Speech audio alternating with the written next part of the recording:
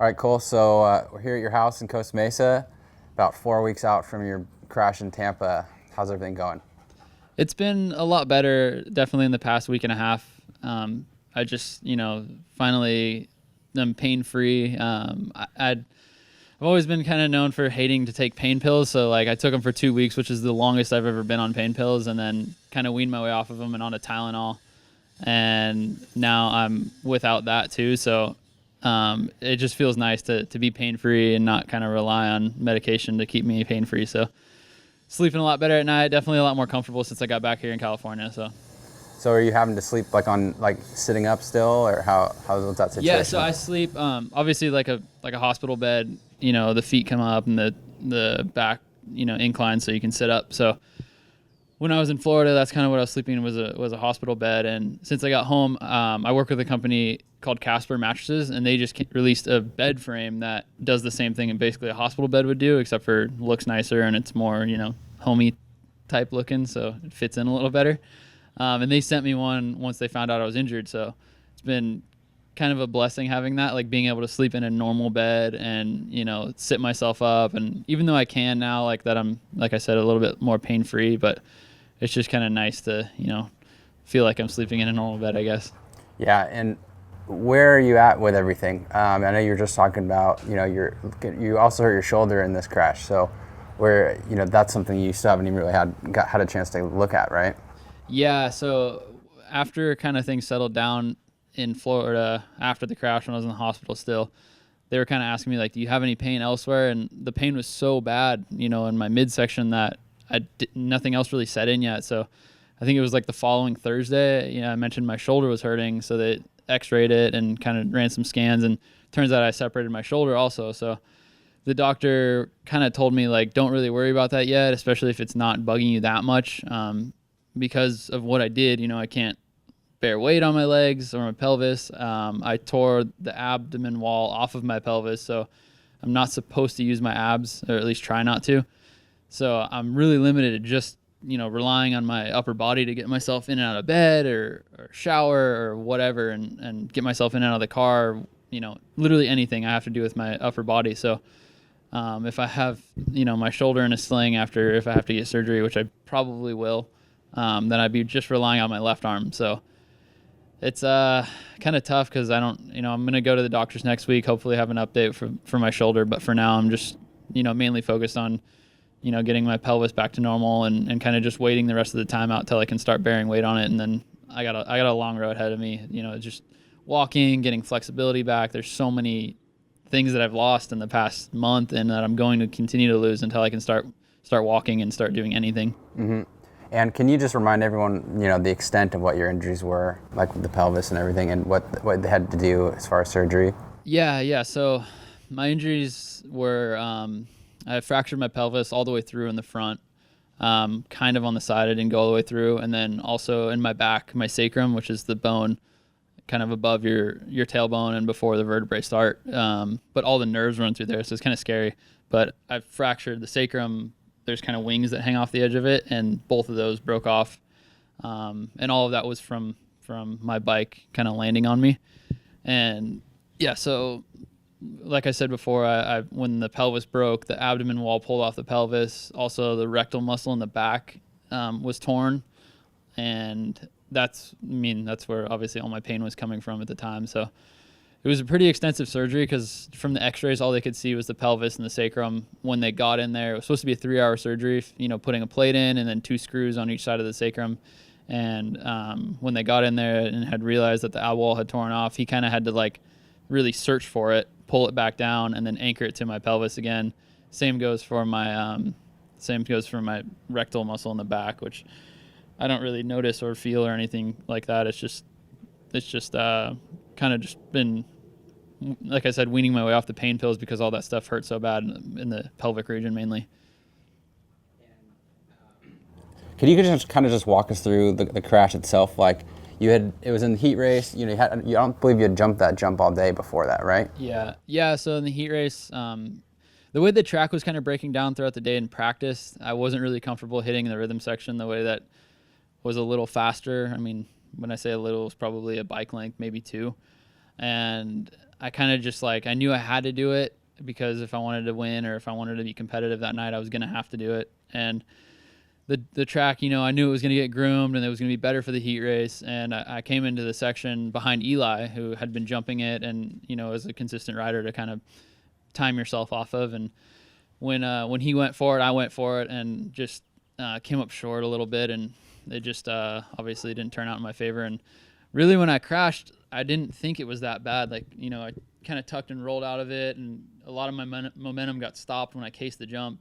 And when I landed, I was like, okay. And then like a second later, the bike hit me and it hit me right in the pelvis area. And I knew right away, like I could just feel the bones like kind of moving around, and definitely an uncomfortable feeling. But man, I was just laying in there and in a lot of pain.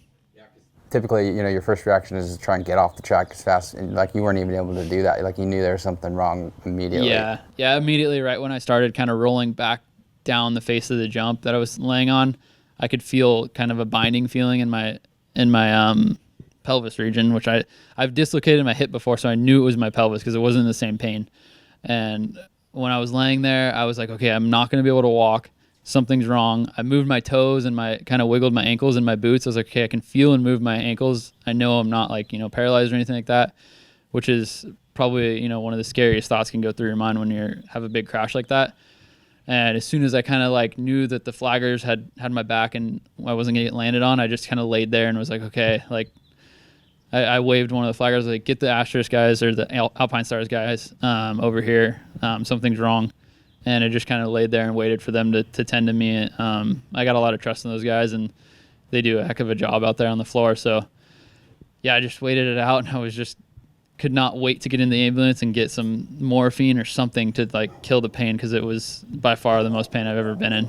Really, yeah. And how long, you had to stay in Florida for a bit before you were able to fly home to California. How long were you there for?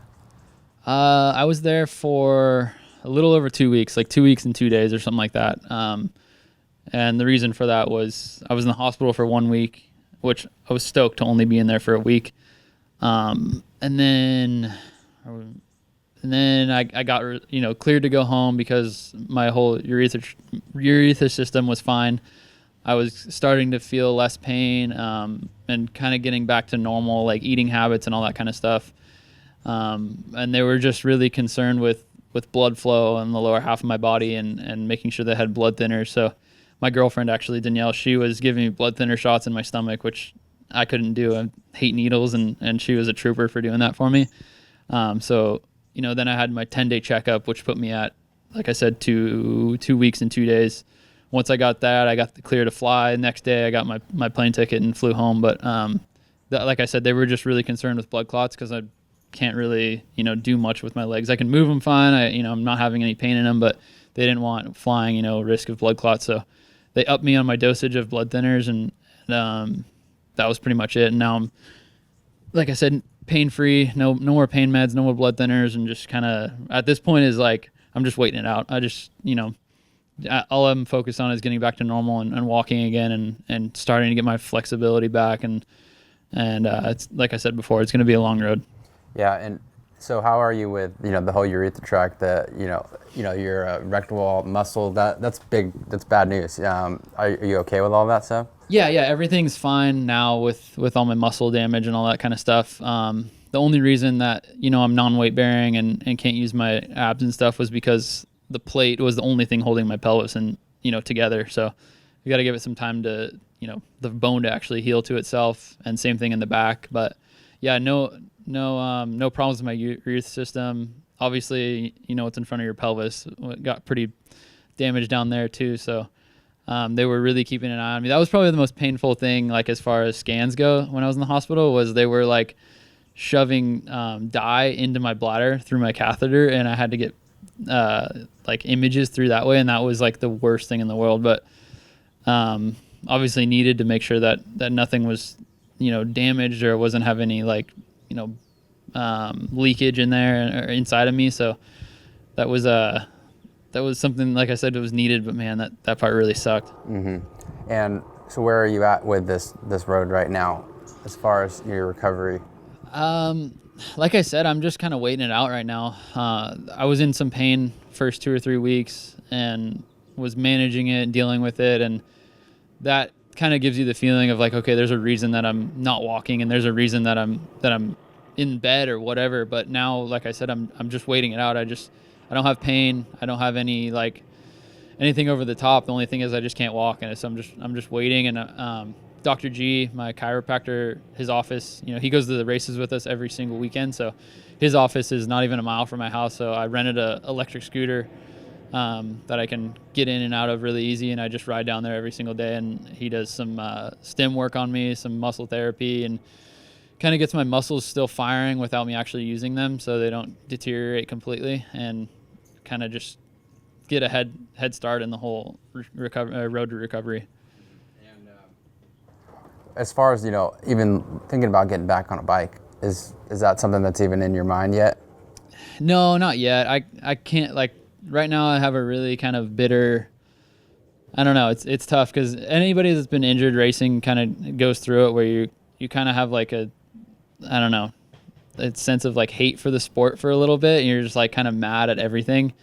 And I don't know what that is, but I just going through the motions right now. I can't even really think about dirt bikes or watch the races or anything right now, which is tough.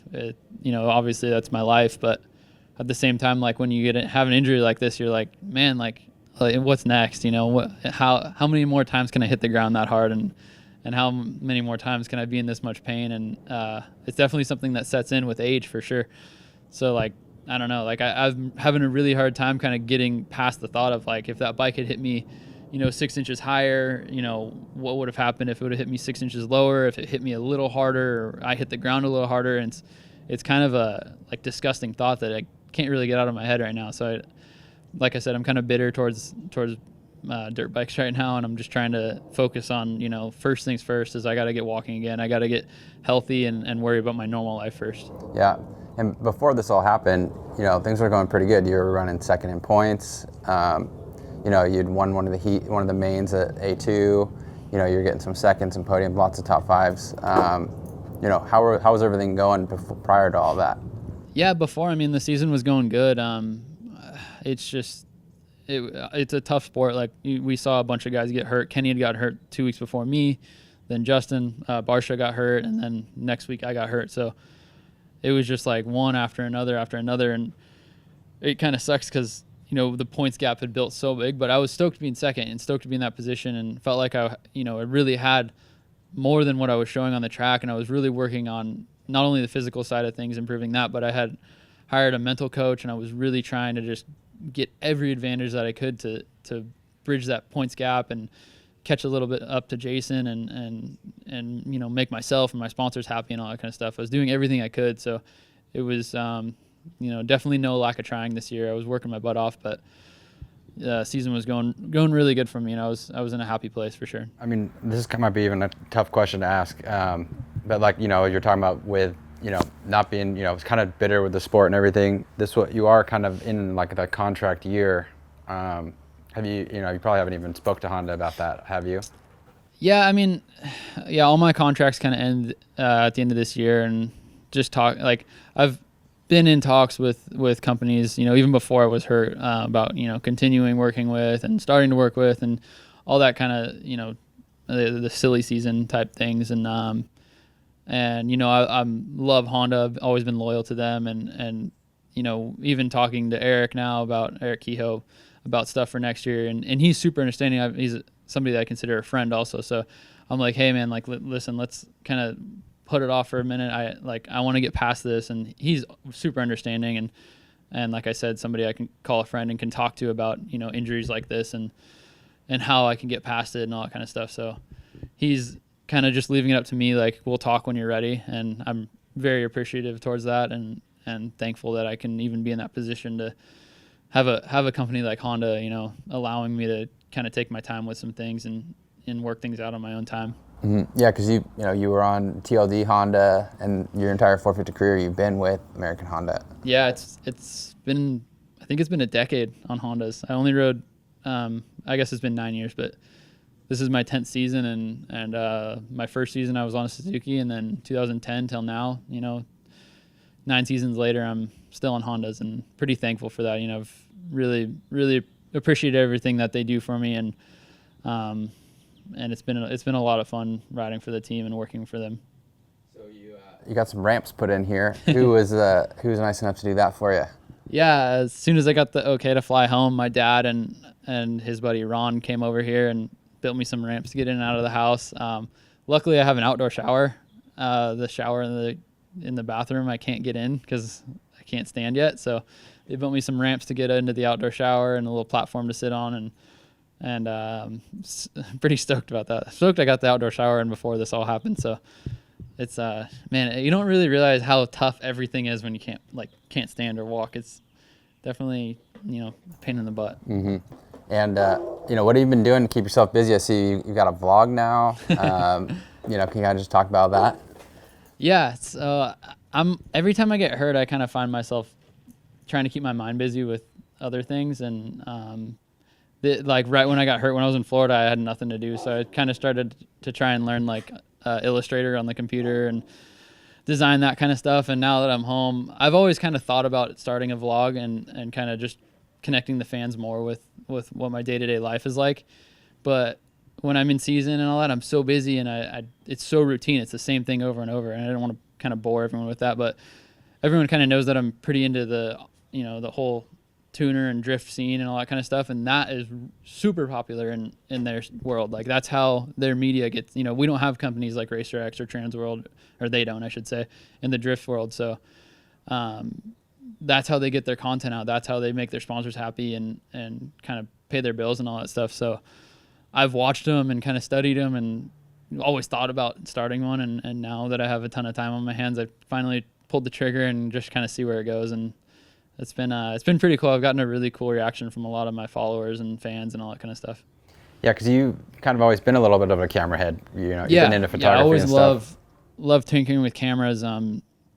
Fortunate enough to work with a company like GoPro, where they're always kind of providing me content or letting me do my own thing, or they share what I'm doing, and I love working with those guys. But on the side, I kind of shoot photos and stuff with my girlfriend, who kind of companies will send her stuff and collaborate with her and for social media posts and all that kind of stuff. So I've always enjoyed that. I've always loved whether it's photos, video, anything like that. It's something that kind of really interests me, and I really kind of have fallen in love with over the years. Mm-hmm. And speaking of your girlfriend, you said that she's been helping you out quite a bit since you've been with the ab needle she's had to stick in there. Sounds like she's helped you out a lot. Yeah, she's been. I mean, man, I really put her through the ringer this time. Luckily, I've been with her for 5 years, and we're pretty comfortable around each other. But man, she like I mentioned about the shower, I wasn't able to shower for 2 or 3 weeks, and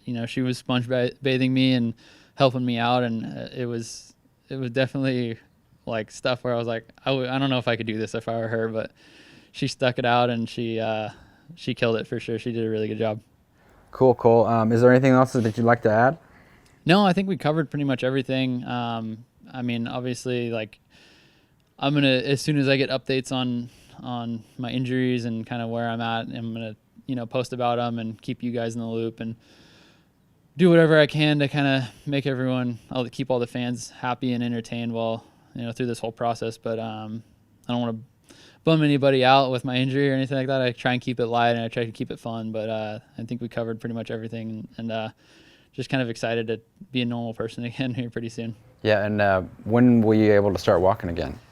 I'll start walking, so I just looked at the schedule. It's Foxborough is April 21st or 22nd. The next day is when is my 8-week mark, and I just talked about this with Dr. G. I want to be in his office when I can start walking, because I want him there and to kind of help me out and do whatever he can. And so he's going to fly home Sunday after the race. I'm going to meet him at his office, and hopefully I'll be able to start walking after that, and definitely kind of share that when I can, for sure. Cool. Well, we wish you the best of luck with your recovery, Cole. Thank you. Appreciate it.